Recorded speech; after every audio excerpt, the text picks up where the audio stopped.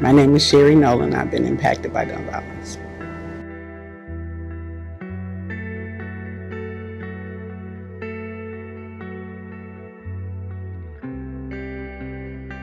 July the 7th, 2021 was the worst day of my life. Waking up to hear that my son had been murdered. Akaeem, he was my youngest of three. He was our jokester. And a lot of the pictures that I have of him, he's always the one that's doing something different to make you smile. He loved basketball, just, full of life, loved his children, traveled. Moving here to Chicago where nobody that we really knew.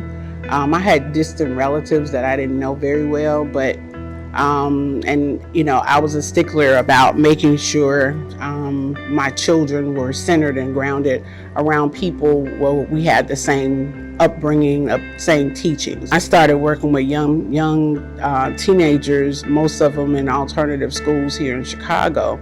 I realized a lot of them didn't have the support and things that we grew up with. And so because of that, I kind of just got swept into the whole gun violence piece. A lot of those individuals that I was working with, I may have gotten a call in the middle of the night, Miss Sherry, can you come? My cousin has been shot, my sister, my brother.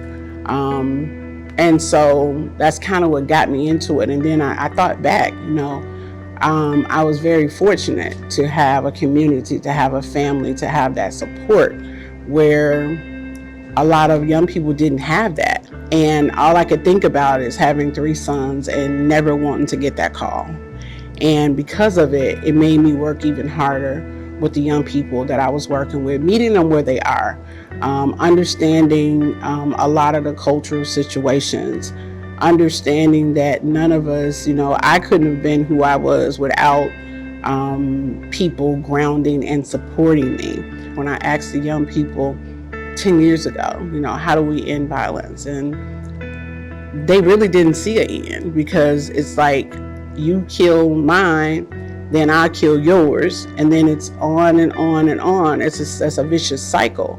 But we have to try to look at what resources, reaching them people young. You really have to work with those individuals.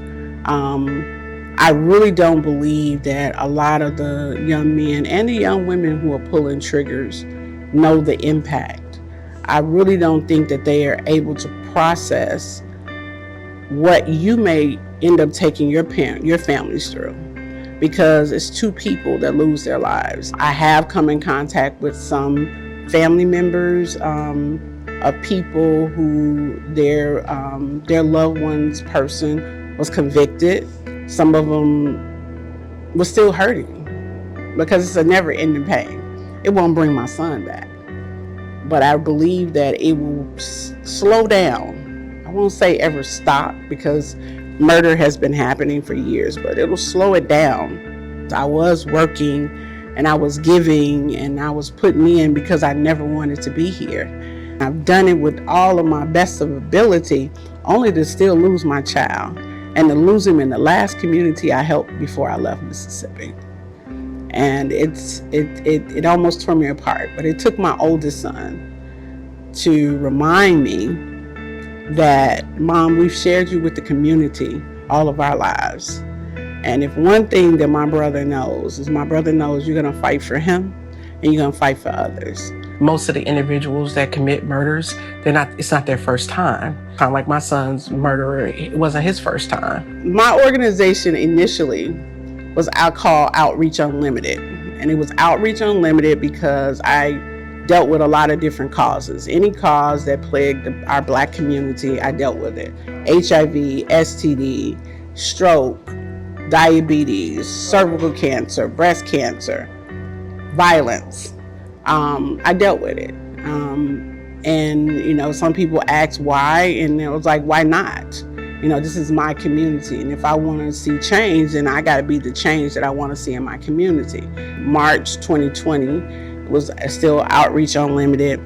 My son, Akaeem, we were just talking. He was talking about the violence that was happening in Jackson, and other places. And one of the things that he made mention to me, he's like, Mom, you remember when some of your family members in New Orleans were displaced during Katrina? Nobody came. He said, when you look at all of the issues in our community, nobody comes. He said, the only people that can save us is us.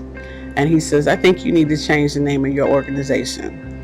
Akaeem renamed it, and a year later, his life is taken. Saving Ourselves was started by Akaeem, the name, and he put it in perspective, not knowing he was not going to be here. And so that's what I gravitated toward when I started going more toward. I've done everybody's causes, all these other causes, but now this is where my heart is, changing the narrative of gun violence.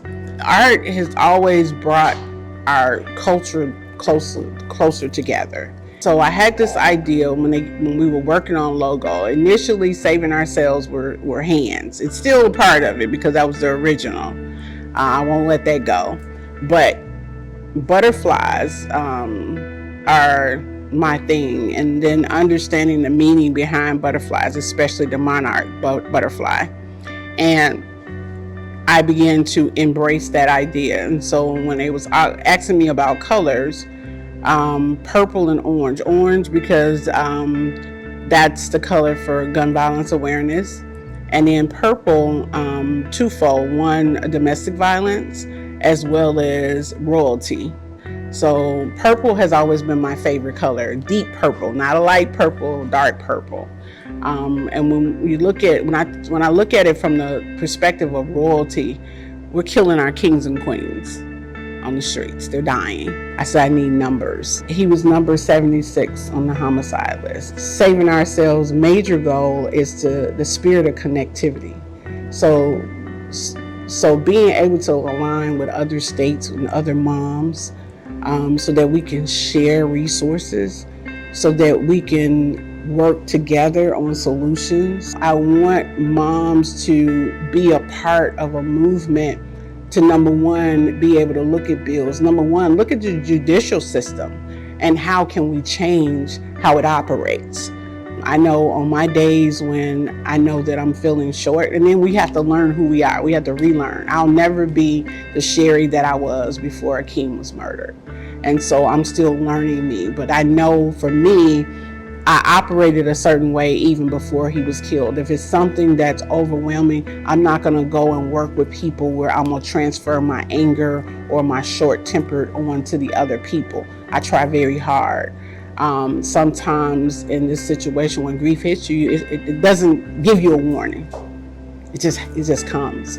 And so you have to be able to move with it. But that's why I think we should do more education, even for students.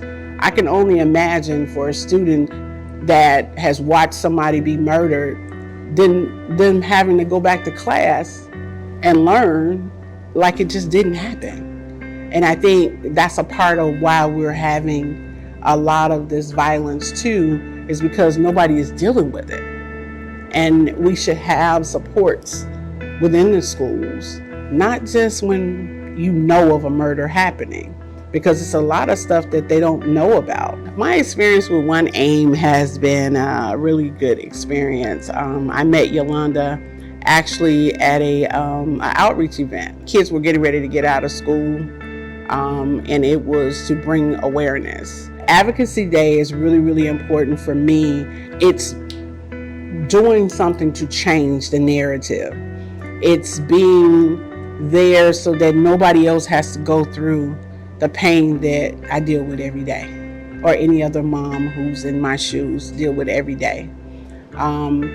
So legislators can see us, and they not think it's just AKEEM is a business. AKEEM is supporting those of us who need that support.